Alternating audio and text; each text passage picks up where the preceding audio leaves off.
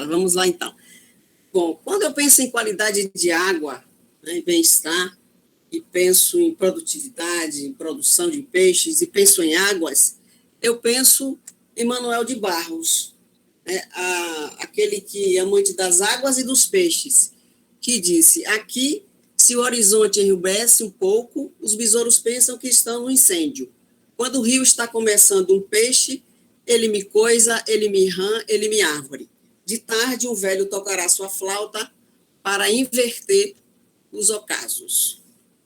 E pensando nisso, pensando em produção, pensando em produtividade, pensando em água, em qualidade de água para a produção de peixe, a gente pensa em algumas perguntas que estão postas aqui para vocês.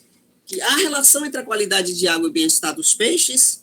Existem características dessa água que acionam alguns mecanismos de estresse para esses animais? E de que modo essas características se relacionam com a produção de peixes? E quais os impactos da qualidade de água sobre a produção desses animais e a importância do seu monitoramento? E a gente vai falar de alguns parâmetros de qualidade de água, que são inúmeros, né? Vocês sabem muito mais sobre isso do que eu, mas vamos falar apenas de alguns que são extremamente importantes, como oxigênio, temperatura, pH e amônia.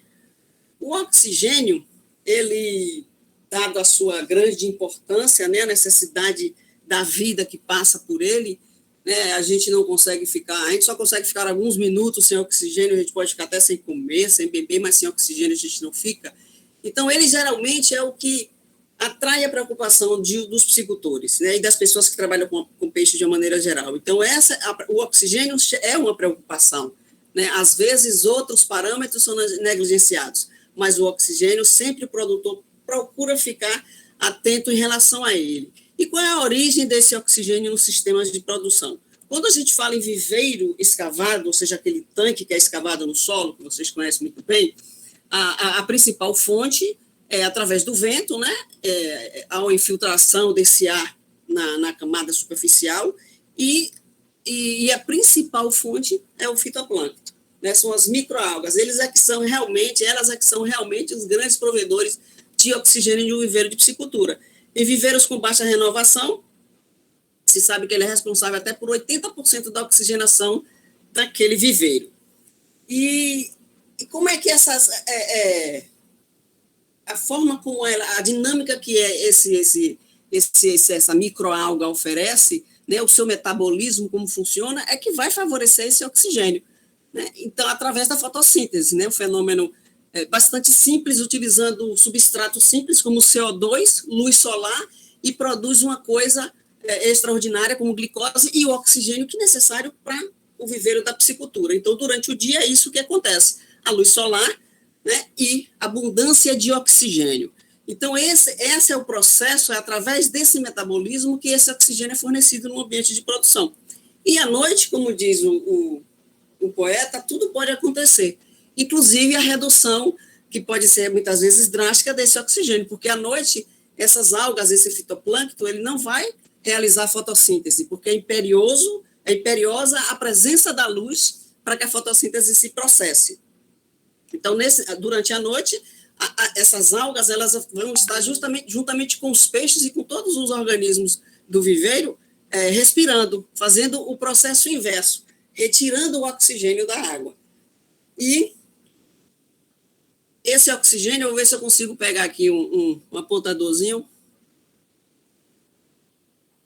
para melhorar. Esse oxigênio, se a gente observando esse gráfico aqui de um viveiro, a partir do dia marcado aqui por essa seta branca, e aqui à noite, a partir das 16 horas, vamos imaginar à noite, ele vai ter uma variação, que é natural, os ritmos funcionam tranquilamente, essa variação vai subir um pouco, depois vai descer, e ao amanhecer vai estar tudo tranquilo. Essa variação não tem interferência nenhuma na produção de peixe, isso está dentro de uma zona de conforto, porque esses valores são valores que correspondem às necessidades do peixe, para ele viver e para viver bem.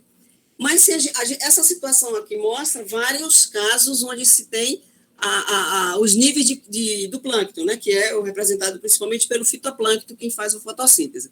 Essa primeira linha aqui é a linha do gráfico anterior. Eu tenho uma quantidade pouca de fitoplâncton, né? O oxigênio vai variar à noite, né? Ele vai variar durante o dia e a noite, de dia ele vai subir, porque a gente vai ter as algas fazendo a fotossíntese, liberando oxigênio. À noite, contudo, essas algas vão respirar, vão retirar o oxigênio da água e lançar CO2, né? O que pode comprometer também, dependendo da situação, com a acidez desse ambiente. Nessa segunda linha aqui, esse viveiro da segunda linha é como se cada linha dessa, cada gráfico desse representasse um viveiro. Essa segunda linha mostra um viveiro com um plâncton moderado. Aí vocês podem observar que o nível de oxigênio ele já sobe bastante durante o dia, né? Ele sobe bem e ele vai ter um decréscimo também considerável. E uma água em que tem um excesso de fitoplâncton, né? Que é essa linha pontilhada, vocês podem observar que a quantidade de oxigênio durante o dia, a produção de oxigênio ilustrada, mostrada aqui nessa lateral, é muito alta, né? Chega a ser 20 miligramas. Isso não é de interesse do peixe. Contudo, à noite, esses níveis podem ir caindo e, como está sendo retirado o oxigênio e lançado o gás carbônico ele vai ser o responsável pelo abaixamento do pH também. E essa diminuição dos níveis de oxigênio pode comprometer muito a vida daqueles peixes. Então, essa é a dinâmica do oxigênio. A temperatura é um parâmetro extremamente importante, né, e que ela tá relacionada ao metabolismo do peixe e relacionada também com outros parâmetros, né? A temperatura ela influencia na variação das demais variáveis que tem dentro de viveiro de piscicultura e não só eu falo viveiro, mas a gente pensa também em outros ambientes. Essa condição de viver de fotossíntese, né? Ela é mais restrita, principalmente a viveiro escavado, se for um tanque-rede, um rio, onde a água é bastante corrente, ou numa represa bastante grande, essa produção de fitoplâncton não tem importância. O grande fornecedor de oxigênio é a movimentação da água. E a temperatura, tomando de Arana essa informação, ela vai ter uma área de que é uma temperatura de conforto para muitas espécies, e o abaixamento para esses níveis pode reduzir a reprodução, pode cessar a alimentação e determinada situação pode levar à morte. Mas existem peixes que vivem muito bem em temperaturas baixas, né? Subindo essa temperatura, o mesmo acontece. Né? A gente tem, por exemplo, o pacu é um peixe resiste mais ao frio, o tambaqui já não é. E aí se criou o tambacu, né, que é um peixe mais resistente e também com o porte do tambaqui. Então, isso é muito variável. A gente que estuda piscicultura, a gente que estuda os peixes, sabe que isso é uma variação muito grande. As espécies elas estão aí tanto em resistência ao oxigênio, à temperatura e a todos os parâmetros. É preciso que a gente conheça essas espécies para poder saber onde é que elas se inserem nesse contexto aí, porque é muito variável, cada uma responde com alguns valores diferenciados. Esse gráfico de Boyd, ele mostra uma relação do crescimento com a temperatura, né, que na piscicultura é o que a gente bem prioriza, é a questão do crescimento, é a questão do desempenho. Né? A gente se produz peixe para que ele cresça, para ser vendido, ou seja, para corte, ou seja, para ornamentação. E esse gráfico mostra que a temperatura vai variando, né, e o crescimento também vai variando, até um ponto ótimo, que é mais ou menos esse. Nesse caso, a uma temperatura em torno de 20 a 32 graus seria um período, uma faixa ótima para crescimento, para muitas espécies. Claro que tem espécies, como a gente já falou antes, que está fora desse padrão. A concentração, o pH, que é a concentração hidrogeniônica na água, é outro parâmetro também importante. O pH, ele pode ser causa ou consequência de vários de processos químicos e biológicos. Ele é a causa quando ele, por exemplo, pode aumentar o nível de amônia, se ele estiver alto, né, a amônia tóxica. E ele é uma consequência, por exemplo, do fitoplâncton. Né, se eu tiver um ambiente com excesso de fitoplâncton, como a gente viu, né, esse excesso de fitoplâncton, à noite, a gente pode ter uma acidificação da água, porque o CO2 vai se tornar um ácido carbônico e ele vai liberar H+. E a gente entende já nos conceitos de química aí que uma substância é um ácido quando em solução ele libera H+, e é uma base quando em solução libera hidroxila. E como o pH ele varia, isso é universal, né, dentro de uma escala de 0 a 14. né, tomando também essa informação do Arana. E dentro dessa faixa aqui de 6,5 a 8,5, 8 alguma coisa, se encontra o ideal para a maioria das espécies de peixes, da maioria dos organismos aquáticos, está dentro dessa faixa aqui. Para cá, para baixo, a gente tem um pH acidificado, né? E subindo, a gente tem um pH alcalino, como está descrito aqui. Nessa faixa de abaixo de 6 até 4, já existe um decréscimo no crescimento e um decréscimo na reprodução desses animais. Subindo também, tornando esse ambiente mais alcalino, também esse processo vai acontecer da diminuição do crescimento e também da reprodução. E quando, para além desses valores, ou seja, mais baixo do que 4 ou acima de 11, essa região vai ser uma região onde vai acontecer uma acidez fatal, ou uma alcalinidade ou uma basicidade, né, um ambiente básico também fatal, né, que muitos peixes podem não resistir a essa situação. Bom, aqui só para a gente entender, daquela forma como eu falei da variação do oxigênio, a variação do pH também durante o dia.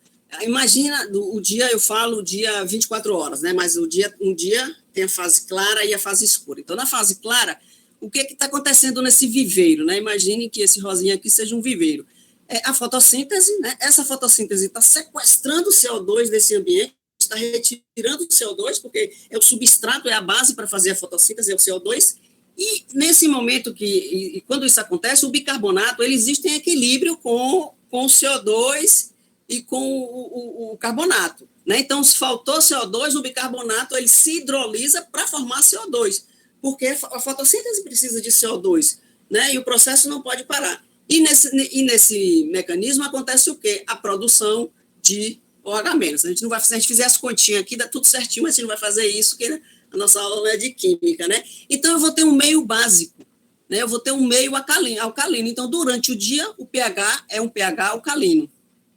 E à noite, o contrário vai acontecer, né? À noite, por conta que não há mais a fotossíntese, mais a respiração, vai ter excesso de CO2, ácido carbônico, e esse ácido carbônico vai liberar H+ na água, e a gente acabou de falar, que quando uma substância libera H+, ela é uma substância ácida. Eu sei que isso é extremamente básico, eu só estou falando para a gente poder não quebrar o raciocínio, mas eu sei que vocês entendem isso perfeitamente.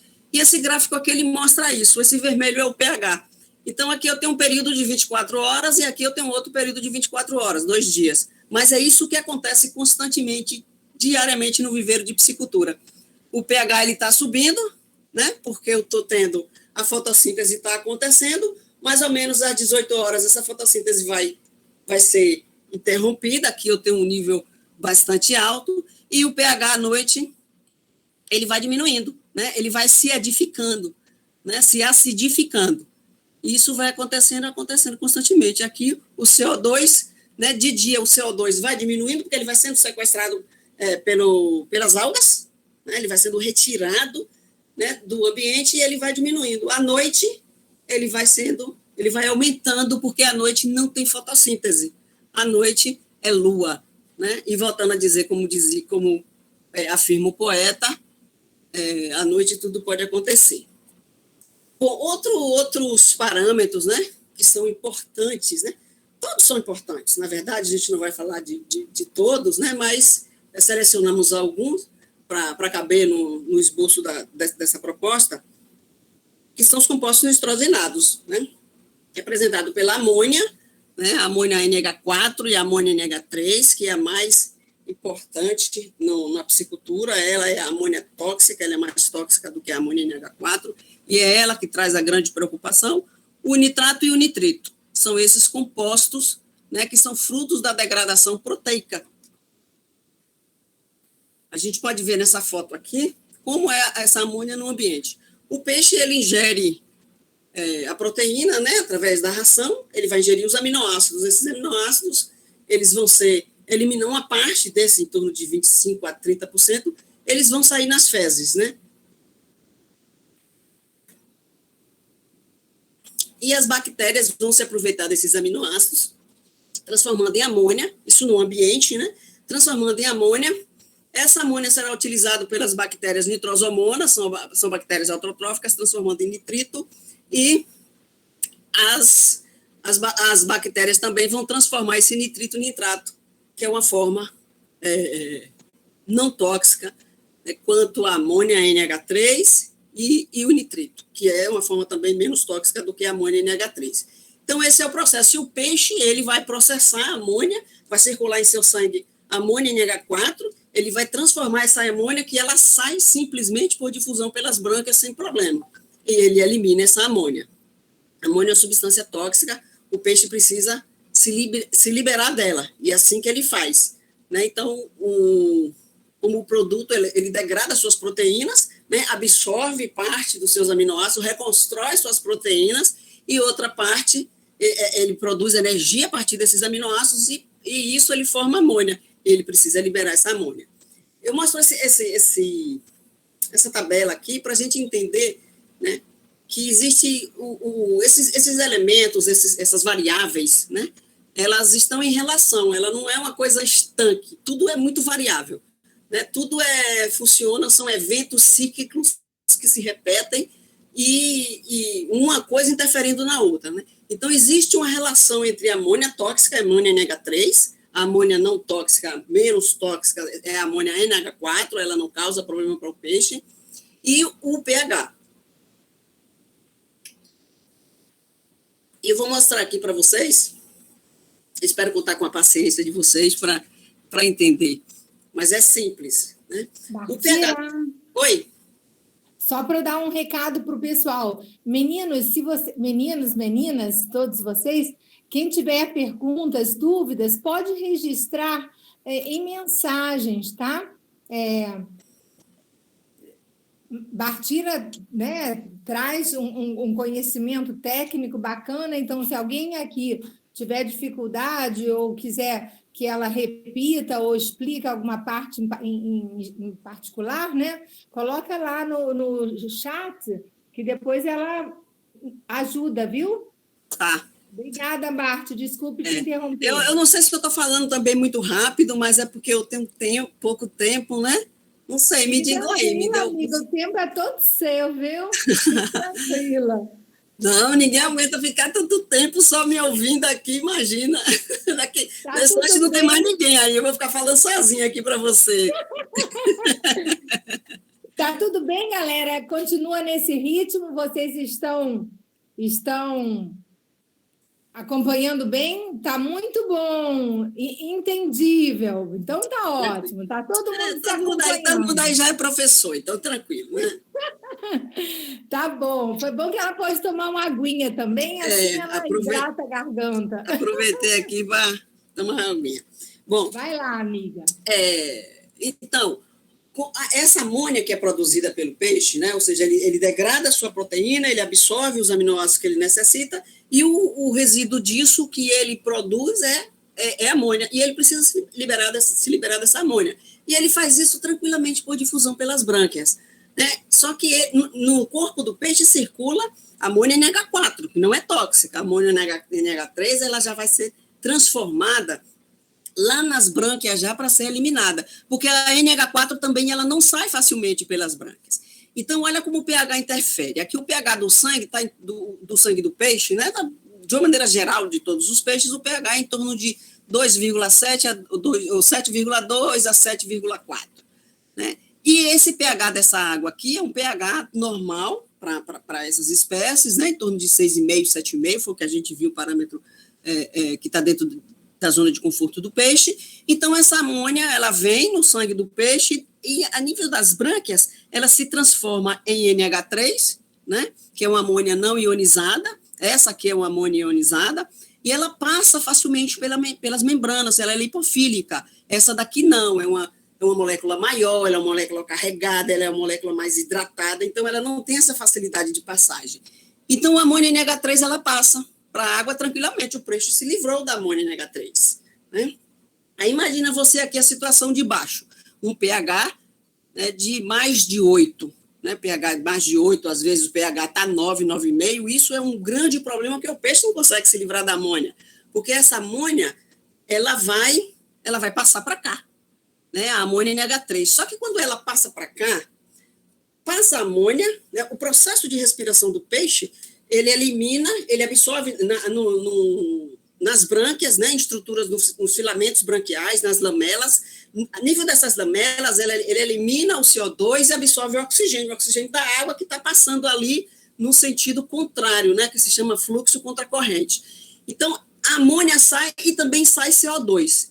O CO2 na água, ele vai liberar H+, né? Então, essa amônia se junta, aqui ela se juntaria ao H+, e voltaria normal, se transformaria em amônia e não teria excesso. Só que aqui, isso não vai acontecer, porque esse pH aqui é um pH básico. O que tem muito aqui é hidroxila, OH-. Então, o H+ daqui, ele vai se unir à hidroxila e não ao NH3. Entenderam? Então, ele vai se unir à hidroxila, fazer H2O, e essa amônia aqui, ela vai voltar para dentro, né? E ela vai se transformar em NH4, que vai se transformar em NH3, o NH4 não sai, né? Ela não é uma molécula lipofílica como é o NH3, e a quantidade de amônia vai aumentar muito dentro do sangue do peixe, né? Porque não conseguiu eliminar. Porque quando eliminou o NH3, não houve a possibilidade da combinação com o H+, que é liberado do ácido carbônico, que sai também. Isso aqui acontece, essa transformação toda aqui acontece na água que fica exatamente adjacente às brânquias. Você tem as brânquias, logo você tem aquele mundo de água ali coladinho nas brânquias e tem a água toda do viveiro, e essa água também é a água do viveiro. Então, isso não acontece, e essa amônia volta, porque ela não encontra aqui o H+, para ela formar NH+, né? Para formar essa amônia. E essa amônia, por si só, ela não sai daqui. Então, isso acontece, um acúmulo de amônia, se o pH está alto, e o que a gente está falando aqui é a relação de amônia tóxica com a elevação do pH. Se o pH está alto, ou seja, se está um pH alcalino, essa amônia vai se concentrar dentro do peixe. E o que é que vai acontecer? Uma autointoxicação por amônia. O peixe, às vezes, isso já aconteceu em determinadas ocasiões em que a gente media a amônia da água e os peixes estavam com um comportamento estranho, a gente não sabia medir a qualidade da água, a amônia estava normal. E, no entanto, o peixe estava autointoxicado por amônia. Então, essas relações, elas são muito importantes para a gente analisar, desses parâmetros de qualidade de água, para a gente assegurar, né, boas condições para os peixes.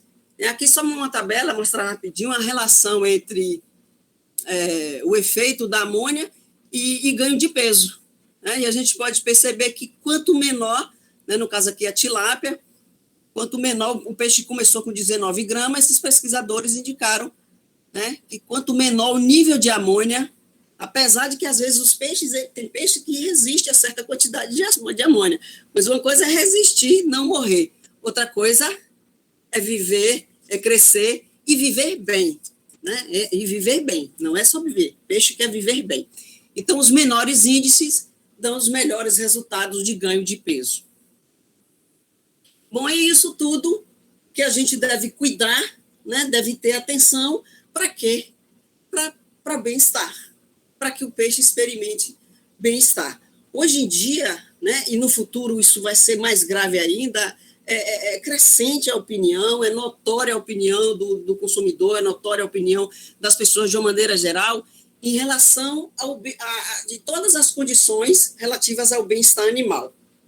Hoje, o consumidor, quando ele compra um produto, ele vai para ele consumir, ele não está só preocupado, aquela carne ou aquele peixe, seja lá o que for, se aquele produto ele é nutritivo para a sua saúde, isso ele quer, e ele é bom do ponto de vista higiênico-sanitário. Ele não quer saber só isso, ele quer saber como aquele animal viveu, que tipo de vida aquele animal teve durante o processo produtivo, durante o momento que ele foi criado, que era uma vida que esse animal, que valia a pena ser vivida por esse animal, ou era uma vida que aquele animal não tinha interesse em viver, ou era uma boa vida, né? Então, isso é crescente no meio dos consumidores, tanto por conta da maior proximidade, né, que existe hoje entre os animais humanos e os não humanos, né, como também questões de entendimento de ética, né, que pauta a questões de direitos fundamentais dos animais.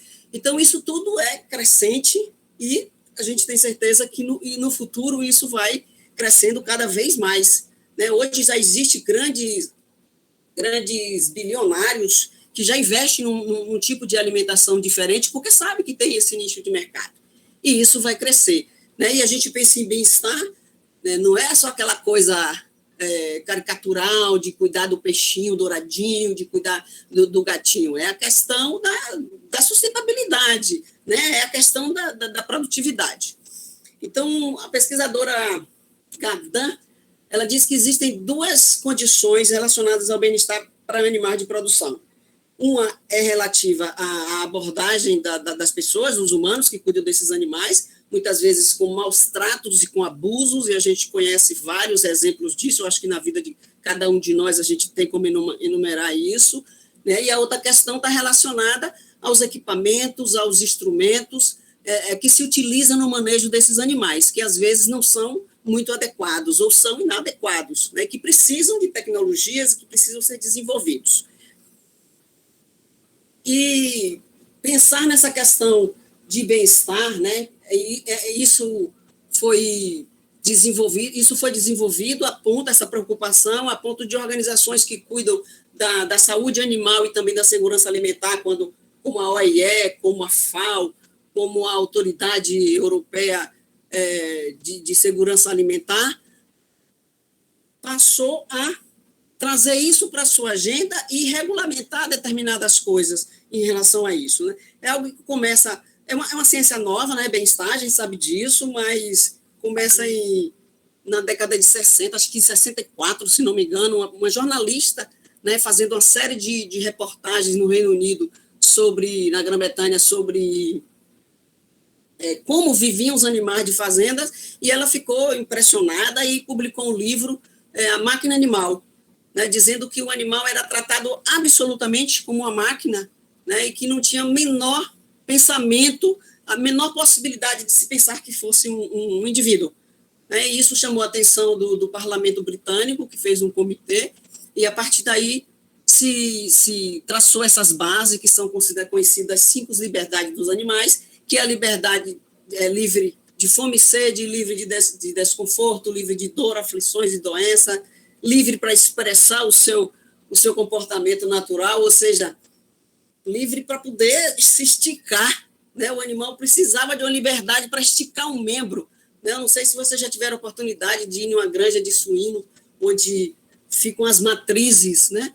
E a gente pensa, nossa, não é possível, né? Não é possível que esse animal possa experimentar algum grau de bem-estar. Né? E não é possível que nós não pensemos na felicidade dos animais, mesmo os animais de produção, que é o nosso caso. Né? E livre de medo e de estresse. Isso foi progredindo, né? Vários outros conceitos foram se inserindo, né? O norte continuou essas liberdades, mas foram acrescidas outras questões, como a possibilidade do animal ter experiências negativas e positivas, né? Que ele pudessem fazer as suas escolhas, né? Fazer como... e ter condições de num ambiente onde ele está, fazer a opção por melhor condição. Existem vários trabalhos, tem um pessoal que Peter Singer, ele tem um trabalho maravilhoso em relação a isso, essas questões dos animais, só que a linha de trabalho dele é a linha da libertação animal. Né? Então, ele é absolutamente contra qualquer forma de produção, não é o que entende o animal com direito, né, como um indivíduo que deve ter o seu RG, que deve ter, e que não merecem ser mortos. Mas nós trabalhamos na linha do bem-estarismo. Né? A nossa pauta é de que os animais sejam destinados ao consumo humano, mas que eles sejam criados dentro de critérios de respeitabilidade. Não critérios mínimos, mas critérios máximos, que eles desfrutem disso na sua vida, que eles tenham uma vida realmente que eles queiram viver. Então, surge, mais atualmente, o domínio, os 5 domínios, né, que está relacionado às questões físicas, funcionais e também mentais. Os domínios são o domínio de nutrição, de ambiente, o domínio de saúde, de comportamento e o domínio mental.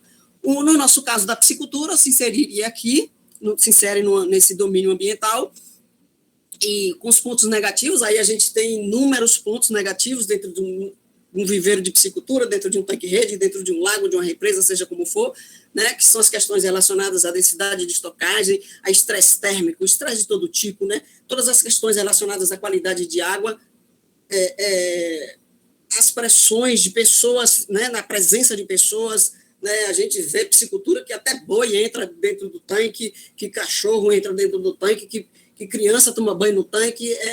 Então, tudo isso são fatores negativos e que os animais devem experimentar os positivos, né, que é fazer isso que a gente procura fazer, isso que a gente procura estudar, entender e conhecer dos animais para lidar essas condições. E a qualidade de água passa por isso aí, né? Tem um professor que diz que cultivar peixe é cultivar água, né? E isso é absolutamente verdadeiro, né? A gente não pode pensar em piscicultura, a gente pode pensar em tudo, todas as questões da piscicultura a gente pode pensar no animal, se o animal pensa, se o animal não pensa, seja o que for, as técnicas, as maiores técnicas de engenharia de todas as naturezas, mas produzir peixe é produzir água.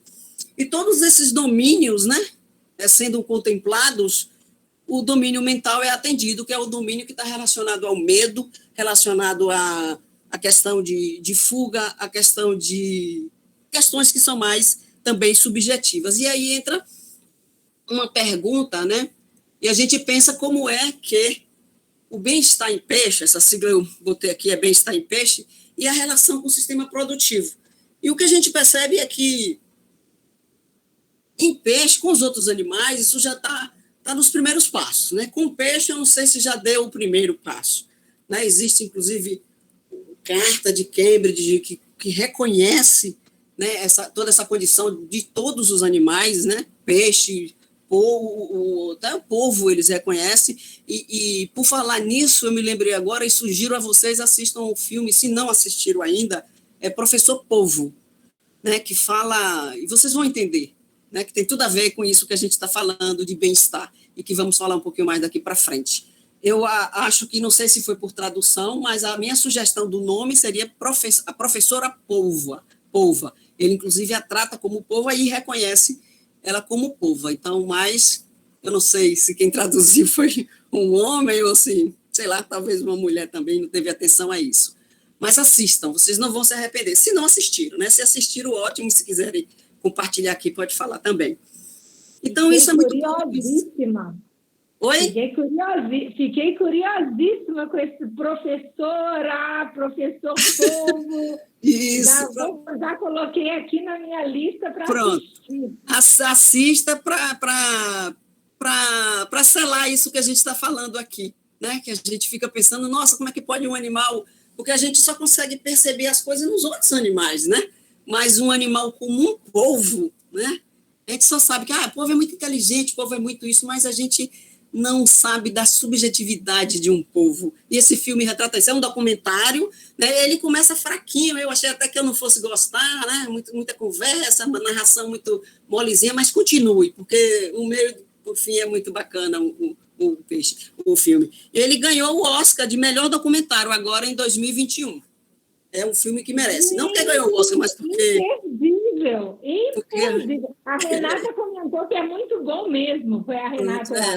O filme é muito bom. E tem muito a ver com isso. Bom eu ter me lembrado disso agora, porque tem muito a ver com isso. Então, esses processos em relação ao peixe, eles são, pelos consumidores, desconhecidos, a legislação é muito incipiente, pelos produtores também. Mas eu trago uma pergunta aqui, que é uma pergunta da professora Pedrazini. Ela fez essa pergunta em 2017, e eu quero tomar aqui dela e ler. Será que o bem-estar dos peixes é menos importante que o bem-estar de aves e bovinos? Né? E faço essa pergunta, e será que a gente já pensou nisso? Né? A gente trabalha com peixe, a gente lida com peixe ou não, a gente fala de peixe, a gente come peixe ou a gente não come, mas será que a gente já pensou alguma vez sobre isso? Né? Porque a gente vai num congresso de veterinária,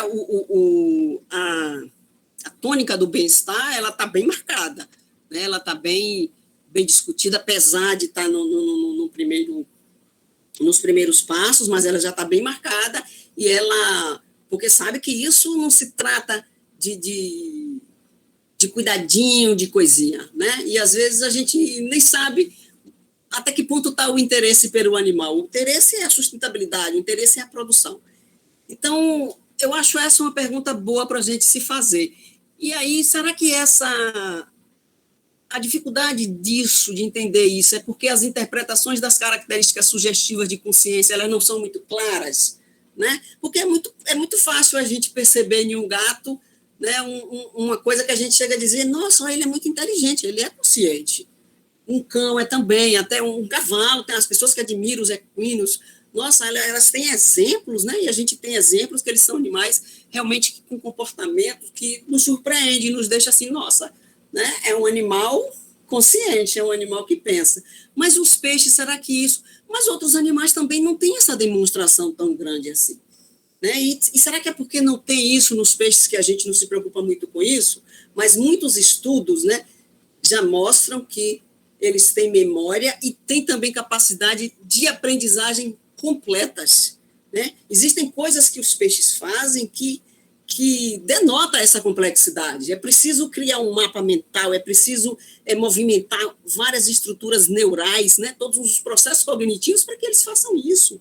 Né? Por exemplo, um peixe, uma luta de peixes agressivos, como a tilápia, como o salmão, por exemplo, eles lutando entre si, ele se comunica que o peixe que está perdendo a briga, ele muda toda a coloração do seu corpo, ele fica com uma cor toda preta, toda escura. E o peixe que está ganhando reconhece esse sinal. Né? Ele não faria isso se ele não precisasse de algumas elaborações. Ele reconhece o sinal e a briga não prossegue, a briga interrompe. É tipo assim, perdeu, acabou, ele vai embora. Então, isso exige memória, isso exige processos de entendimento. Né? Outra coisa também interessante é que tem um trabalho que está fazendo 20 anos agora, olha que interessante, que é de Chase.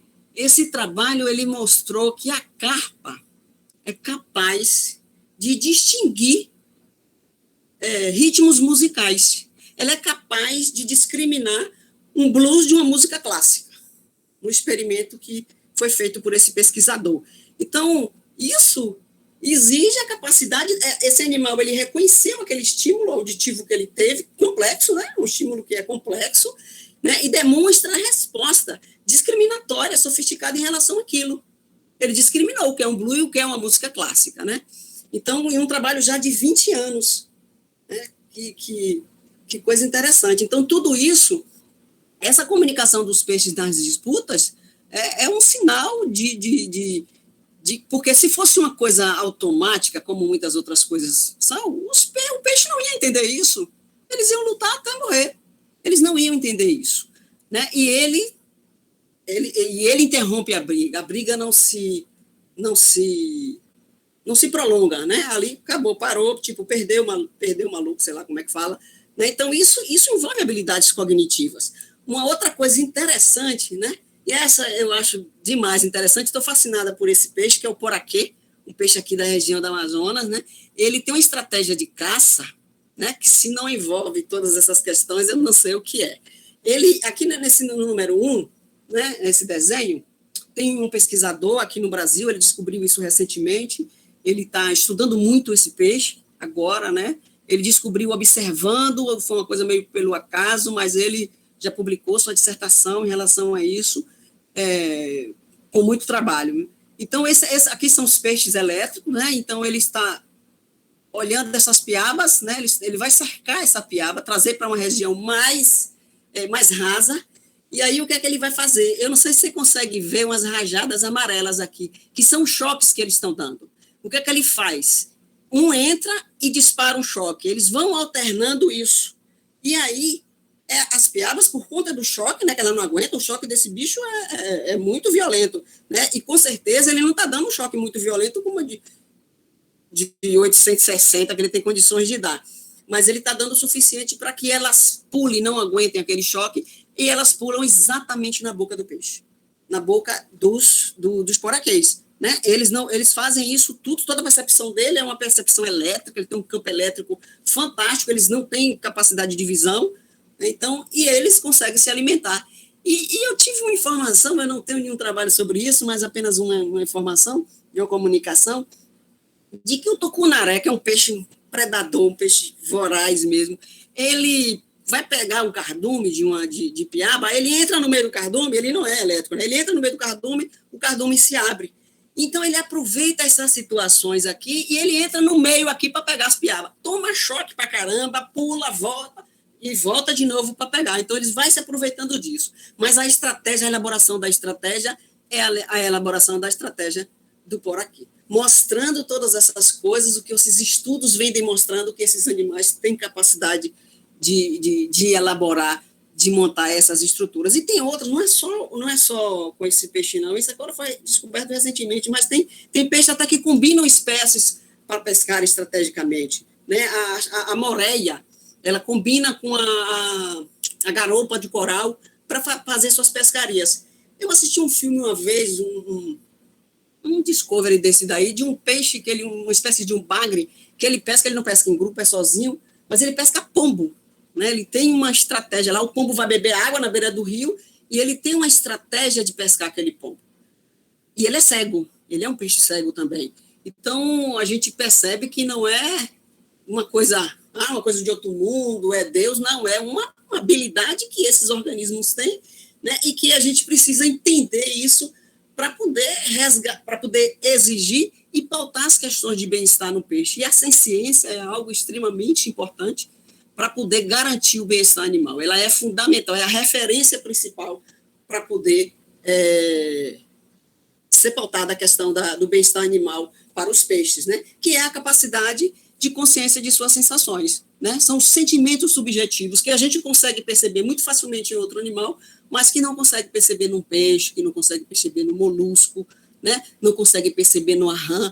Eu li um artigo de uma Cabalos, o seu sobrenome, o Caballos, não me fugiu agora, e que ela termina dizendo que será que daqui a algumas décadas, né, a ciência vai desenvolver tecnologias para a gente medir a felicidade de uma rã, né? Então, essa subjetividade ela é demonstrada, né? As pesquisas têm demonstrado, e a partir do desenvolvimento da neurociência, e aí que você tem os estudos com a neurofísica, neuroanatomia, neurofisiologia, neuroanatomia, todo tipo desses estudos, é que você consegue chegar e dizer que o peixe ele tem todos aqueles atributos que os animais têm através do seu neurocórtex e tem essa capacidade. Então, o medo é algo bem detectado nos peixes, os experimentos mostram isso, como aumento da taxa respiratória, produção de feromônios de alarme, reações de comportamento como fuga rápida ou imobilização, e até quando esses animais eles estão impossibilitados de fugir,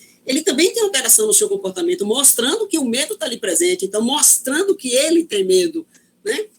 A mudança no ritmo do padrão natatório dele, e todas as alterações que tem, a procura de abrigo, né? Eles fazem muito isso quando se sentem acuados. Isso a gente percebe fácil nos animais, e os peixes têm demonstrado isso. E a questão da dor, né? Que muitos dizem, alguns, né, dizem, porque não fizeram as pesquisas que deveriam ser feitas da maneira correta, né? Porque você precisa ter, para você ter uma pesquisa bem eficiente, bem elaborada, você precisa ter primeiro uma pergunta bem feita, né? E também comparação, porque não tem tal estrutura, não funciona, mas não tem tal estrutura, mas tem determinada outra estrutura que já parece com outro animal mais semelhante a ele que tem, e a partir desses estudos se chega à conclusão que os peixes sentem dor, né? E essa dor é transmitida por duas fibras, né? Isso de uma maneira geral, para os vertebrados, para tudo, as fibras delta A e fibra C. E na truta arco-íris já teve trabalho mostrando que ela tem essas fibras, né? E registros eletrofisiológicos detecta estímulo de pressão mecânica, temperatura, química, toda a atividade nossas receptoras que são relativas à dor, a truta demonstrou. Então, existe já uma gama suficiente de pesquisas que mostram isso, e é preciso lutar para que esses animais sejam considerados sencientes, né? Para que sejam considerados que têm consciência da sua dor, ele consegue perceber o seu ambiente, os eventos que acontecem no seu ambiente, introspectar aquele evento, interiorizar, e no momento da decisão, ele tomar a decisão que lhe for melhor, para o bem dele, geralmente né? Então, todos esses estímulos, a partir do trabalho desse pesquisador em relação a isso, se sugere que os peixes experimentam dor da mesma maneira que os mamíferos. Né? Então, isso é uma coisa que a gente está falando disso, isso tem tudo a ver com piscicultura. Né? Isso tem tudo a ver com piscicultura, porque a gente precisa entender, e eu tenho certeza que nós que estamos aqui todos entendemos isso, que peixes são animais. Né? Se são animais, são sencientes, se são animais, sentem dor em diversas proporções. E por que isso tudo a gente tem que se preocupar? Por conta do estresse. Né? Por que a gente tem que se preocupar com isso? Porque a gente se preocupa com a água. Né? Então, por conta do estresse, né? Que na verdade, no fundo, é uma resposta do animal a um fator causal, um agente estressor, como define Val. Então, o estresse é um complicador muito grande na piscicultura. Né? Por isso que o professor diz, produzir peixe é produzir água, é cultivar água, né? Para evitar isso, para evitar o estresse. A gente precisa proporcionar bem-estar ao animal e a gente faz isso evitando o estresse quando a gente pensa no aspecto, a gente não está avaliando aqui comportamentos, outras coisas, né? Mas quando a gente está avaliando qualidade de água. E esse estresse, ele já foi definido por várias vezes, é considerado como uma síndrome geral de adaptação, mas, na verdade, ela acontece em 3 passos, né? Um passo é uma reação de alarme, que é o primeiro momento, o segundo passo é um estágio de resistência e um terceiro passo é um estado de exaustão, né? Isso se classifica como nas respostas primárias, secundárias e terciárias, que nós vamos ver agora um pouquinho sobre essas respostas. A resposta primária é uma resposta de alarme. Né? O peixe, um estresse, um agente estressor na piscicultura e tem números. Né? Tem uma dispesca é um agente estressor, a hipóxia é um agente estressor importantíssimo. Né? Um estresse térmico é um agente estressor, a presença de alguém é um agente estressor. Vocês sabem muito bem, todas as práticas de manejo, o transporte talvez seja o agente mais estressor na piscicultura, né? As práticas de reprodução, as práticas de aclimatação, tudo isso, imagina vacinar peixe um por um, né, o nível de estresse que não é. Então, essa primeira resposta é o alarme que o animal vai apresentar para mobilizar todos os seus sistemas biológicos, porque ele tem que se adaptar e resistir àquela situação. Ele quer fugir, é uma primeira reação que ele vai fazer de fuga. Né? Ele precisa se livrar daquilo. Né? Aqui mostrando só os agentes estressores, a biometria. Pense aí, tem coisa mais estressante para os peixes, e esses aqui até estão com medo, coitado. Não querem, porque realmente, ele sabe, esse aqui está dizendo que acho que até vai vomitar, porque ele já conhece, já sabe que é um processo difícil. Né? Despesca peixe, tudo isso é muito estressante. O acondicionamento em sacos com oxigênio, viagem de 6 horas, de 8 horas, viagem de avião, viagem de ônibus, de carro, tudo isso é muito estressante. E os peixes querem se livrar disso. E como é que é essa primeira resposta? A resposta primária do estresse, ela acontece em 2 eixos. Um eixo, entender do ponto de vista fisiológico, o que acontece com o animal, o que acontece com o peixe. O primeiro eixo é o sistema nervoso simpático, células cromafins. Então, o estímulo chega ao sistema nervoso simpático, fibras desse sistema se direcionam, né, são ativadas e vão até as células cromafins, que se encontram no rim dos peixes, na parte cranial do rim do peixe, na parte mais chama rim de cabeça, mas é que está mais voltada para o crânio do peixe, para a cabeça do peixe. Então, essas células cromafins são as células que produzem catecolaminas, que são a adrenalina e a noradrenalina, e são hormônios que a gente entende já muito bem os seus efeitos, né? A gente vai ver um pouco como é que acontece. E o outro eixo é o hipotálamo, hipófise e as células interrenais. Né? Então, o estímulo chega ao sistema nervoso central do peixe, no hipotálamo libera o fator liberador da corticotrofina, que vai agir na hipófise, liberando a CTH, que é o adrenocorticotrófico, que vai agir também nas células do rim, nas células interrenais. Essa região corresponde às nossas suprarrenais, né, a córtex das nossas suprarrenais. E essas células interrenais vai liberar o grande hormônio estressor no peixe, que é o cortisol. E as respostas secundárias vai ser a resposta a esse conjunto de hormônio, que foram uma resposta massiva de catecolaminas, que são as adrenalinas e noradrenalinas, e os corticóides que vem o colesterol, e que vai ser uma resposta adaptativa, ou seja, o organismo ele agora vai tentar manter a sua homeostase orgânica, né, porque ele estava numa situação difícil, ele precisa agora agir para corresponder à nova ordem. Qual é a nova ordem? A nova ordem pode ser agora, por exemplo, uma baixa de oxigênio. Eu tinha muito oxigênio, agora eu tenho pouco oxigênio. Então, o que eu vou fazer para viver com isso agora? Né? Então, essa é uma fase de adaptação que o peixe vai ter. E isso vai acontecer uma série de alterações metabólicas, fisiológicas e osmorregulatórias. Por exemplo, o peixe vai aumentar o nível de glicose circulante. Ora, naquele contexto agora, ele precisa de energia. Ele precisa de energia para mobilizar agora as suas funções, porque ele agora não tem o oxigênio, por exemplo, né? E ele vai provocar o que se chama de glicogenólise, que é a quebra de glicose no fígado. E ele vai também quebrar lipídio, que é a forma do peixe de liberar energia. E ele vai fazer glicose também. Ele vai fazer a gliconeogênese. Ele pode fazer isso a partir de vários compostos. Ele pode quebrar proteína para pegar aminoácido, fazer. E imagina como é que esse peixe vai crescer se ele está fazendo isso. Então, tudo isso ele vai fazer para prover energia para um momento em que ele vai precisar dessa demanda de energia. Né? E do ponto de vista de outras alterações relacionadas às funções cardíacas e respiratórias, olha quanta coisa eles fazem. Né? Eles vão aumentar a permeabilidade branquial e o recrutamento lamelar, ou seja, fazer com que mais lamelas que estão lá nos filamentos branquiais, que são responsáveis pelas trocas gasosas, elas aumentem aquela quantidade, que nem todas estão participando do processo o tempo todo. Então, com isso, ele faz com que todo mundo participe, né? Aumenta a afinidade da hemoglobina para o oxigênio, faz a contração no braço para poder aumentar o número de eritrócitos, os eritrócitos são as hemácias.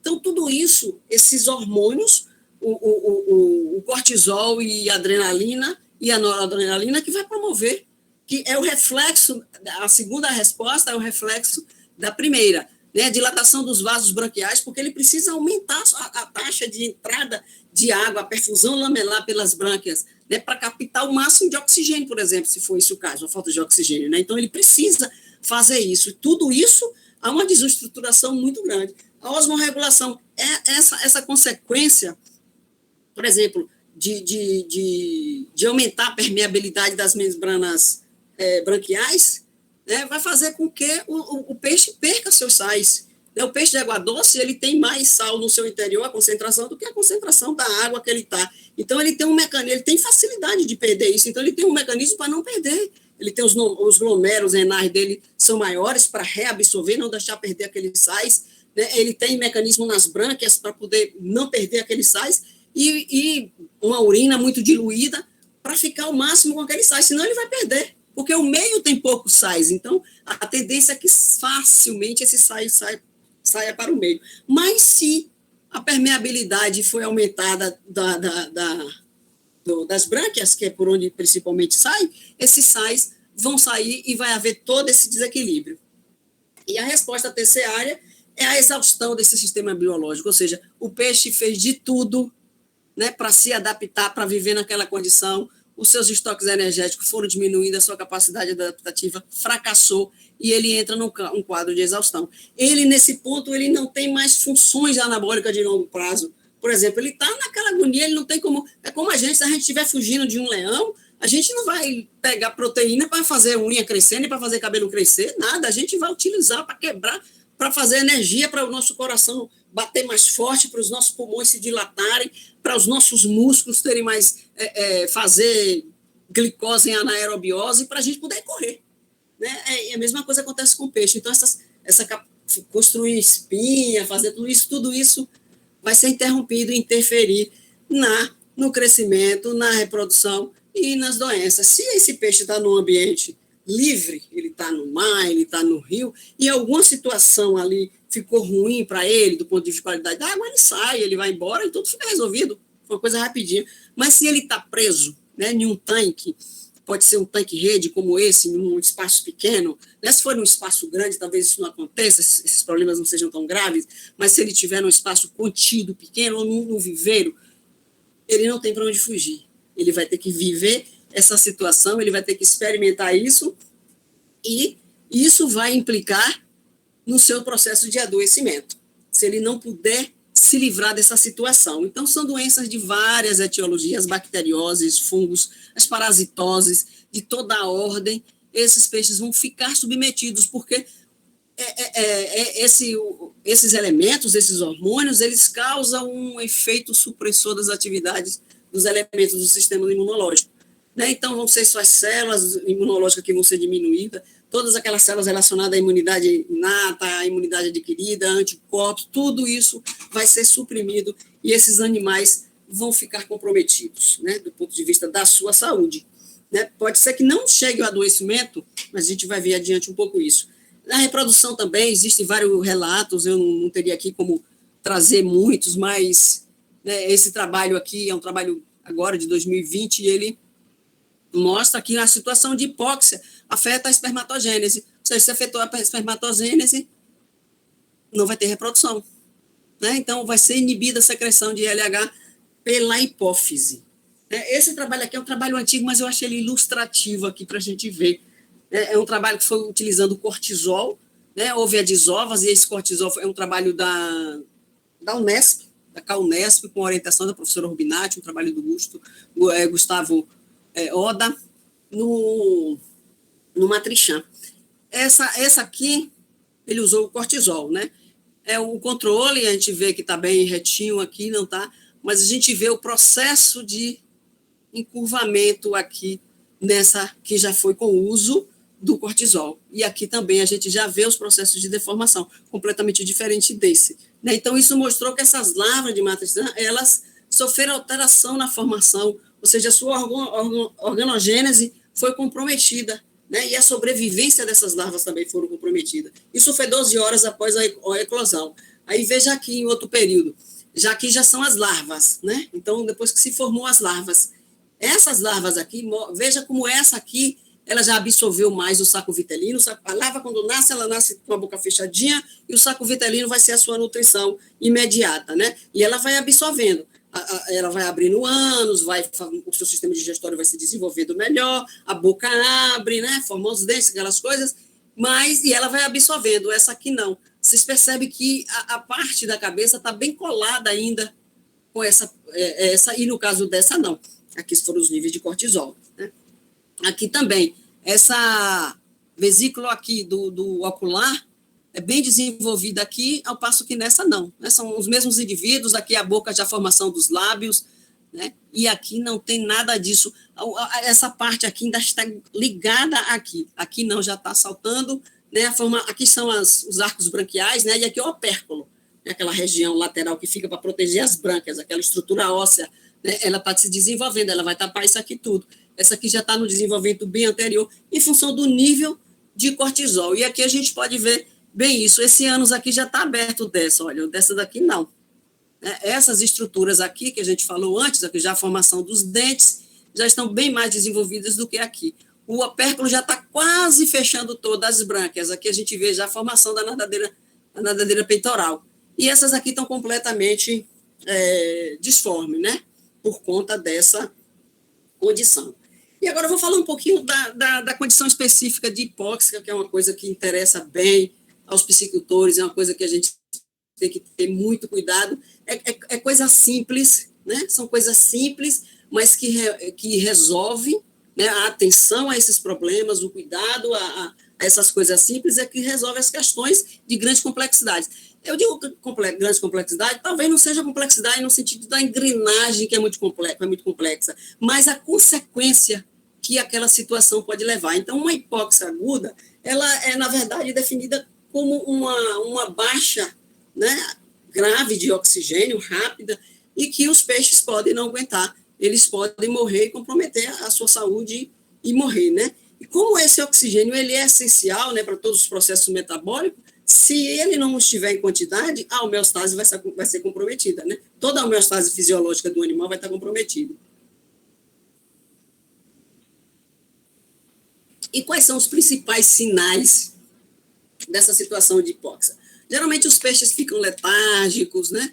Eles ficam ali nadando na superfície da água, são anorexigênicos, né? Porque a hipóxia ela tem esse poder de causar a anorexia, né? E eles ficam naquela interface ali, água e ar. e bastante debilitado. Mas o grande problema mesmo, e bem característico, é a asfixia agonal. Né? Eles ficarem bem na superfície, como mostra aqui esses, com os seus opérculos alargados, né? E como se estivesse batendo a boca, querendo absorver dali daquela água, uma água que possivelmente esteja mais oxigenada. Então, esse estado agonal, que é bem característico, né? E os peixes, eles ficam, isso aqui é uma entrada de água, se vocês podem reparar aqui é uma massa de peixe que estão todos buscando, isso é um sinal.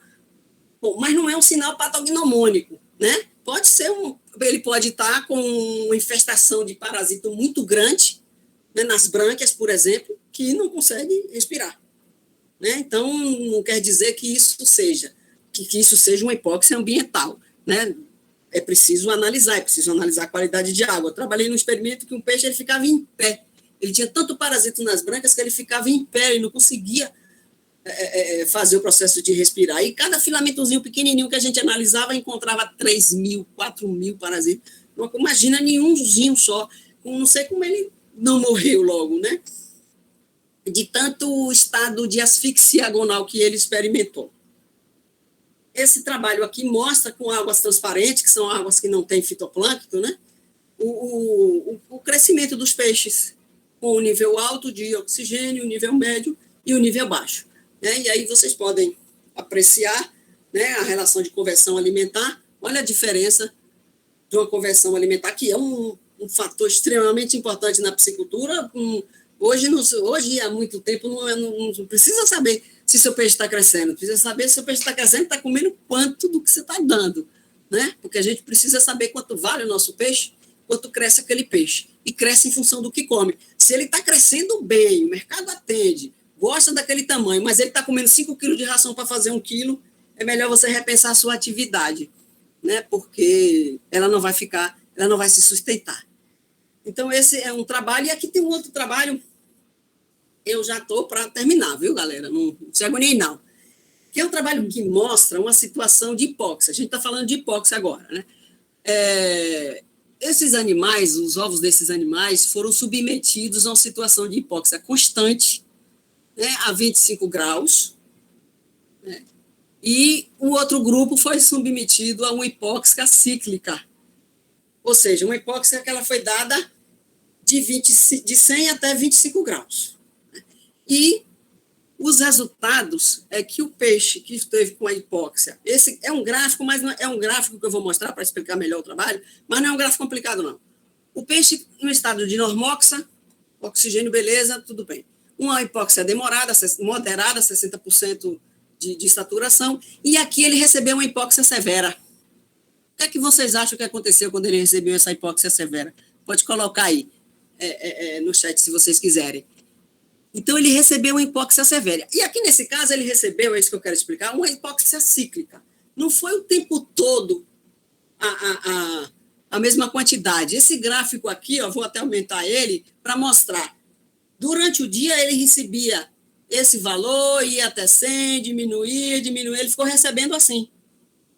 Então, não foi o tempo todo. O tempo todo aqui, esse daqui recebeu 27. Né? E aí eu pergunto, o que aconteceu com esses? E com esses aqui, o que aconteceu? Olha o que aconteceu com esses peixes, com a lavinha desse peixe. Esse que recebeu 27, não se desenvolveram nada e morreram 100% ou quase 100%. Esses aqui, olha, salmão, viu? Vocês salmão. Esses aqui, eles não morreram, não. Eles não tiveram mortalidade significativa, não. Eles sobreviveram. Agora, eles não cresceram. Um cresceu um pouquinho, o outro menos, ficou bem desuniforme, que não é interessante para uma rétila, né? Para uma lavicultura. Mas esses peixes mostraram que eles tiveram a capacidade de se adaptar àquela condição de estresse de forma cíclica. Ou seja, o oxigênio de 100, depois o oxigênio de 20, o oxigênio de 15, de 30, de 60, de 70. Ele conseguiu se adaptar a essa situação. Contudo, ele não cresceu, ele não morreu. Então, isso traz um pensamento para a gente de que o estresse crônico, né, ele é muito mais grave do que o estresse agudo. Porque o agudo, ele vai morrer, alguns não, mas, né, vai resolvido. Você vai ter que dar um jeito logo na sua situação. Mas o crônico não. O crônico ele vai ficar ali, mas ele não está crescendo. Ele vai só estar comendo a sua ração. E esse, aí vocês imaginam, um peixe naquela situação de espremendo o baço para liberar eritrócitos, fazendo aquela trama toda, aquela parada toda que eles fazem. Como é que esse peixe vai crescer? Ele não vai crescer. Né? As proteínas que ele tem, ele vai quebrar para pegar aminoácido, para liberar energia, que peixe ele faz isso com habilidade muito grande. Eles preferem, né, fazer isso, proteína, energia de proteína e lipídio, do que de carboidratos, da glicose. Então, ele não vai crescer. A explicação bem clara em relação a isso aí. Mas ele se adaptou, ele não morreu, né, enquanto que os outros morreram. Então, esse é um trabalho que traz isso. Né? Tem esse outro trabalho aqui também que está relacionado à hipóxia e que está relacionado à imunização, imunomodulação. Eu vou explicar bem simplesinho. Né? A gente não vai discutir os artigos, a gente não vai trabalhar nisso, é só para mostrar como essas coisas não funcionam. Imagina um grupo 1 e um grupo 2. E teve outros grupos também, grupo controle, mas vamos focar nesses dois grupos aqui. Esse peixe aqui recebeu uma vacina contra Streptococcus agalacti, que é uma bactéria, um grande problema, não é a bactéria que mais afeta os peixes no mundo, mas é a que causa maior perda econômica, né? E tem vacina contra essa bactéria. Esses peixes receberam vacina. E depois, eles foram submetidos a uma situação, esse grupo 1, uma situação de hipóxia e temperatura de 30 ou 35 graus. Um grupo com 30 e outro grupo com 35 graus. E o outro grupo de cá não teve hipóxia, teve normóxia, ou seja, oxigênio, beleza. Né? E o outro recebeu 30 e também 35 graus. O que é que vocês acham que aconteceu com esses peixes depois que eles receberam estreptococcus? Né? Eles foram vacinados, ficaram em hipóxia e normóxia, com temperaturas variadas, e receberam a bactéria. Então, o que é que vocês acham que aconteceram? Se quiserem, pode dizer no chat aí, com esse peixe da hipóxia. Será que eles morreram? Será que porque o que esses autores eles queriam era investigar se essa imunomodulação era quebrada ou não. E o que aconteceu? Essa imunomodulação ela foi quebrada. Né? Então, a gente vê como é importante. É como a gente agora se vacinou, né? Eu não tomei completo ainda, não, mas os velhos já tomou tudo. Né? Então, será que essa vacinação que eu tomei, eu posso quebrar essa minha... Imagine que eu tome as 2 doses. Eu posso quebrar essa minha imunidade, a imunomodulação que o meu sistema imunológico montou para quando o vírus aparecer, ele agredir aquele vírus e destruir. Será que eu posso quebrar se eu ficar numa temperatura de 0 graus e aí eu tomo o vírus? Foi o que aconteceu com esses peixes. Né? Ou então, se eu ficar numa temperatura confortável para mim, normal, será que vai quebrar? Né? E essa temperatura foi uma temperatura intermitente. Né? Ele dava de 7 horas da manhã até 11 horas, ele dava uma temperatura de 1 miligramas. Depois voltava para a temperatura normal. 6 horas da tarde dava outra, 10 horas voltava 1 grau, depois voltava para 8 graus normal. Então, isso mostra que mesmo, né, você tendo vacinado o peixe e ele tendo montado a sua resposta imunológica, se você submeter esses animais a variações de temperatura, e o que influenciou foi a hipóxia, porque nas 2 temperaturas a imunomodulação foi quebrada. Bom, já está no fim mesmo. Isso aqui mostrando um ajuste morfocomportamental, que vocês devem conhecer, bem clássico do tambaqui. Né? Ele, em condições de estresse de hipóxia, ele faz um alargamento, né? Uma projeção, um prolapso, que os indígenas chamam de aiu, né? E ficam nadando na superfície da água, tentando absorver aquela água com maior teor de oxigênio. Existe toda uma alteração, os achados histológicos, uma hora mostra tudo, desse tecido aí que é formado embaixo, que vai ficar numa estrutura mais frouxa, uma estrutura mais permeável para poder a absorção do oxigênio. Então, isso é um comportamento bem característico e bem badalado aí na literatura de situação de hipóxia. E aí, nesse trabalho também, a injeção de eritrócito jovem na circulação também foi detectado. Aqui, só para não dizer que baixa de oxigênio causa problema e que alta não causa, é só para mostrar que excesso de oxigênio também pode causar síndrome da bolha de gás, né, que é a penetração em qualquer vaso sanguíneo do peixe, né, uma situação de supersaturação. Isso aqui são essas bolhas, até no olho pode penetrar. Só a título de ilustrar também. E o que é que se tem que fazer em relação a esses parâmetros? Monitorar, né? Monitorar para poder a gente garantir, dar condições de bem-estar. Porque Brum, pesquisadores desses que tratam de questões de bem-estar, ele diz claramente, o bem-estar não é uma coisa que a pessoa dá ao peixe, o bem-estar é do peixe, é uma característica do peixe. O bem-estar está relacionado a ele querer viver ou não querer viver, a ele querer aquela vida boa ou a ele não querer aquela vida, ele achar que ele não merece aquela vida. Então, o bem-estar é dele. O que a gente pode fazer é lhe dar condições para que ele experimente o bem-estar e para que ele possa até tomar um copinho de vinho com outro peixe, batendo um papo, discutindo um filme que eles podem estar até assistindo, como pode ser o Professor Polvo, né? Então, a gente faz isso, a gente monitora para poder manter. E como a gente monitora, vai depender dos recursos, das condições, o que for mais eficiente, o que for mais preciso. Mas é preciso que isso seja registrado e que seja analisado. Não adianta eu ter um registro de 2 anos, 3 anos de controle, como a gente chega às vezes na piscicultura, o cabra tem lá 5 anos de avaliação de oxigênio, de registro, mas não entende como os seus viveiros se comportam. Tá bom? E eu queria finalizar pensando que essas condições de qualidade de água são condições, né, que a gente precisa estar atento, porque isso é que vai garantir o bem-estar do peixe, vai evitar o estresse, e a gente consegue com isso produtividade. E essa relação, eu volto a dizer, não é aquela coisa caricatural de estar cuidando do animal, não. É aquela coisa de estar cuidando da sustentabilidade, é de estar cuidando das pessoas, né? Porque essa coisa de maltrato aos animais é maltrato às pessoas. Então, eu volto ao Manuel de Barros, o homem que amou os peixes e as águas, né? E diz que a maior riqueza do homem é a sua incompletude. Eu me identifico muito com isso, por isso que eu quero ler para vocês. A maior riqueza do homem é a sua incompletude. Nesse ponto, sou abastado. Palavras que me aceitam como sou, eu não aceito. Não aguento ser apenas um sujeito que abre as portas, que puxa válvulas, que olha o relógio, que compra pão às 6 horas da tarde, que vai lá fora, que aponta lápis, que vê a uva, etc, etc. Perdoai, mas eu preciso ser outros. Eu preciso renovar o homem usando borboletas. E foi isso. Gente, que aula incrível! Eu que sou administradora e apaixonada, né, por piscicultura.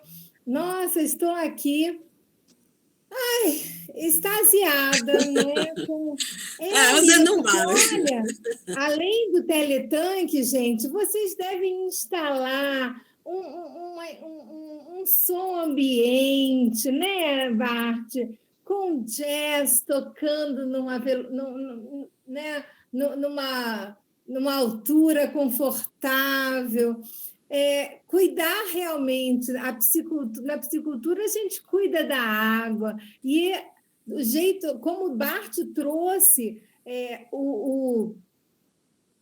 como o estresse, né? Como o peixe, como o animal reage ao estresse para manter-se vivo, ficou ainda mais claro, né? Por que nós precisamos gerenciar nossa piscicultura, comprometidos, não é, com os princípios da sustentabilidade, do bem-estar animal.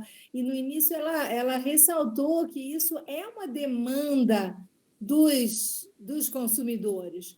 Cada dia mais e mais. Olha, hoje mesmo recebi aqui um convite do ONONO, que é o espaço de inovação da BASF.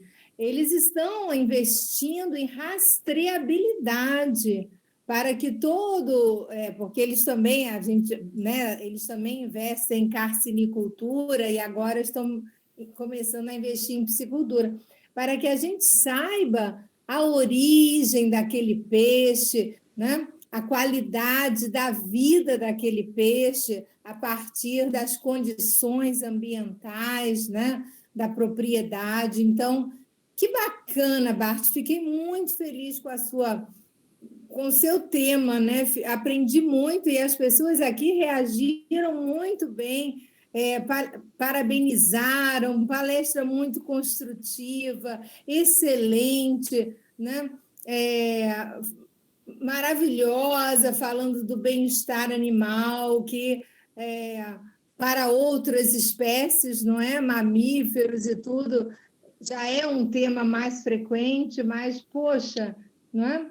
E o peixe que nós cultivamos. Que bacana, Bart. Olha, gente, então o que me resta nesta hora é o seguinte: reforçar essas palavras da Bartira, né, sobre o valor do monitoramento da qualidade da água, né, o valor do cuidado com a piscicultura, e eu vou convidá-los após essa nossa palestra, a experimentarem a versão gratuita do Teletanque. O Teletanque, gente, é um sistema, tá? É um sistema de gestão para piscicultura, tá certo? Desenvolvido com o apoio, com a orientação de grandes especialistas como a Bartira, a Tatiana, a Jéssica, né? E a participação de técnicos e também psicultores, o pessoal da cooperativa de Tanhaçu, o pessoal da Bahia Pesca, que foi Bartira que nos conectou a eles. Então, é um sistema que está disponível gratuitamente, inclusive, Bartira, olha que legal, o professor Rui, como é ele, gente? Rui, eu sempre esqueço, Rui Teixeira, ele é lá da região de Paulo Afonso, é um especialista também muito reconhecido, né, nessa área da piscicultura, está usando o Teletanque, Bart, em sala com os alunos, para já ir familiarizando os alunos com essas tecnologias. Então, eu te convido também, você que é professora, porque está disponível gratuitamente. Gente, a nossa intenção é difundir, não é, o valor da gestão orientada a dados. A última fala de Bartira foi muito esclarecedora, né? Tem gente que tem muito dado, mas são apenas dados no papel. Então, o Teletanque, por exemplo, ele te orienta, tem uma biblioteca de dicas e perguntas frequentes que pode orientar o psicultor na tomada de decisão. O sistema Teletanque, olha, aqui é o site, tá certo? Existe aqui o plano grátis, aqui na parte superior, no menu. Basta você acessar o plano grátis, fazer o seu cadastro e você já vai poder experimentar. As meninas de São Paulo que estão fazendo pesquisas, né, lá sobre qualquer um que mexe com peixe, né, gente, precisa acompanhar o crescimento do peixe e o Teletanque te ajuda a observar o desempenho da sua propriedade. Então, aqui está o software, certo? Não sei se vocês estão enxergando, estão, né? Minha tela. Já está tarde, então eu não vou me delongar muito. No Teletanque, você cadastra a propriedade, quantas propriedades, né, o fazendeiro, o investidor tiver. Dentro da propriedade, você cadastra funcionários e cadastra os lotes. A lógica do Teletanque é a lógica de lotes. Então, você cadastra o lote. O que é um lote? é um conjunto de tanques que é povoado na mesma data com peixes da mesma origem. Então, são tanques que, teoricamente, teriam um comportamento parecido. Ah, não está aparecendo minha tela, não, gente? Oh, meu Deus, por quê? Não está. Vou tentar aqui, mas fica o convite, teletanque.com.br, plano grátis, cadastrem-se. O que é que vocês vão conseguir fazer? Cadastrar propriedades, cadastrar tanques, cadastrar biometria, cadastrar plano de arraçoamento, o próprio sistema, ele te apresenta dados de referência para a criação de tilápia aqui na região Nordeste, né, Bartira? Qual é a temperatura ali? De 28 a 32 graus, eu acho, né? Sim, sim.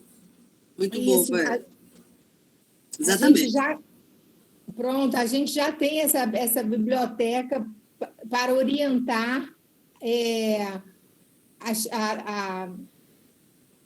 quanto ao arraçoamento, não é, para os produtores de tilápia, não é? E nós estamos subindo outras bibliotecas para outras faixas de temperatura.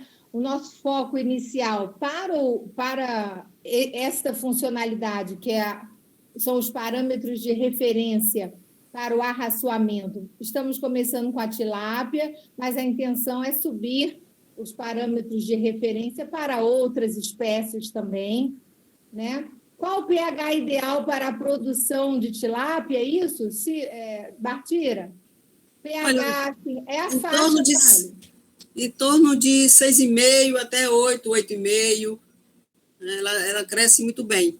A tilápia é um peixe muito resistente a essas variações, né? Você tem tilápia que vive horas em oxigênio zero, né? Só que isso não é uma vida boa, né? O peixe precisa experimentar uma boa vida. Então, os níveis de pH é em torno de 6,5 até 7,5 até 8. Né? pH acima de 11 também tem problemas. Tem peixe ornamental que não aguenta pH acima de 11, né? Mas em torno disso é um pH ideal. Meninos, olha... 6,5, 8,5. 6,5, 8,5. Alguém tem mais alguma pergunta? Vai ter lista de frequência? Emily, se você entrou pelo Simpla, a gente tem como controlar a frequência direto pelo Simpla, sim. Olha, mês que vem, nós vamos receber aqui a nossa palestra vai ser sobre ração, tá? Nós vamos receber um produtor, um engenheiro, né, responsável pela produção de um fabricante bem conhecido, né, com a excelente reputação aqui no Brasil. Então, eu espero que todos retornem e se conectem conosco via Telegram, tá? Tem aqui no chat o link para o nosso Telegram. A gente sempre compartilha lá notícias, congressos, fazemos umas enquetes. A Jéssica, que é engenheira de pesca também, que nos ajuda, está sempre interagindo lá, você pode tirar dúvidas. E nos acompanhem, que a gente está todo mês aqui compartilhando conhecimento. Nosso propósito é qualificar a piscicultura, que é das atividades agropecuárias a que mais cresce, né? Então, agradeço demais, Bartira, essa aula fantástica que você nos deu hoje. Muito, muito bacana mesmo. E, pessoal, teletanque.com.br, plano grátis, explorem. Né? Tem um módulo financeiro para que vocês calculem a rentabilidade da piscicultura, né? Tem muitas boas práticas de gestão sustentável e cuidem do ambiente, cuide da água, que é a melhor maneira de você aumentar a rentabilidade da sua propriedade. Com certeza. Eu também agradeço, né, mais uma vez. E estamos aí, vamos aí com o Teletanque. Obrigada, Bart. Nossa, eternamente grata, viu? Obrigada a todos. Tranquilo. Obrigada a todos vocês. E até uma próxima, né? Quem sabe?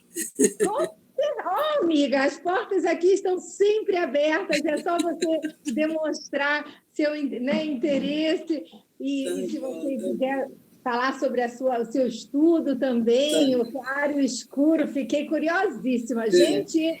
Eu agora vou me envolver com a criação de tainha. Conhece esse peixe, tainha? Um peixe aqui da nossa costa, maravilhoso. Né? E inicialmente vou dar um curso de extensão e já vamos fazer povoamento delas em tanque-rede, né? Já vamos colocar e fazer o acompanhamento para ver o desempenho, para ver como é que cresce, essas coisas todas aí. E depois eu pretendo fazer os experimentos, que é o que eu mais gosto de fazer, que é em relação aos ritmos biológicos, né? Os ritmos circadianos, como é que eles se comportam de noite, né? Como é que se comportam de dia, fazer análise dos parâmetros hematológicos, imunológicos, mas está tudo no comecinho ainda. Onde é que você está fazendo isso? Vai ser em Salinas. Vai ser em Salinas da Margarida? Salinas das Margaridas, muito bom. Com estudantes, uma coisa que eu adoro fazer, com estudante do nível médio, eu adoro fazer essas coisas com esses alunos. Muito bom. Conte, volte para contar. Eu volto sim, volto. Gente, boa noite. O Teletanque é de vocês. Usem, explorem, compartilhem. A gente vai entrar com o sistema completo que envolve monitoramento remoto a partir aí do segundo semestre, com certeza. Então, o software já vai estar conectado com o hardware que vai monitorar a qualidade da água. E é isso aí, vamos difundir tecnologia e conhecimento para qualificar a piscicultura brasileira. Gente, boa noite, obrigada e nos vemos no Telegram. Boa noite a todos e todas.